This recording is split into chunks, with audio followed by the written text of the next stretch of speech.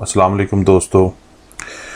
आज हम बात करेंगे जर्मन की सबसे ज़्यादा मशहूर कंपनी जिसकी मेडिसिन्स होम्योपैथिक मेडिसिन काफ़ी ज़्यादा इफ़ेक्टिव हैं, उसके बारे में हम डिस्कस करेंगे।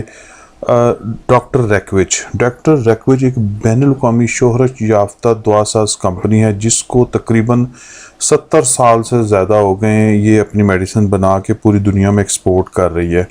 डॉक्टर रैकविच ने अपनी तमाम जितनी भी मेडिसिन थी वो तकरीबन साल साल का तजर्बे के बाद उसने तैयार किया है और ये मेडिसिन इसकी इंतहाई मुफीद हैं।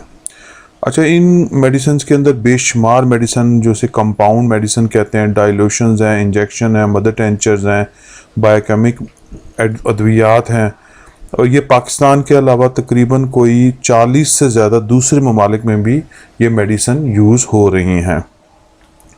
डॉक्टर रैकविच के जो ख़ासकर आज हम डिस्कस करने जा रहे हैं वो डॉक्टर रैकविच के आर नंबर हैं। आर नंबर इसके हम वन बाय वन एक एक नंबर को लेंगे। R1 R2 R3 इस तरह करके नंबर है। हर नंबर का एक स्पेसिफिक फंक्शन है, स्पेसिफिक मर्ज़ के लिए वो यूज़ होता है।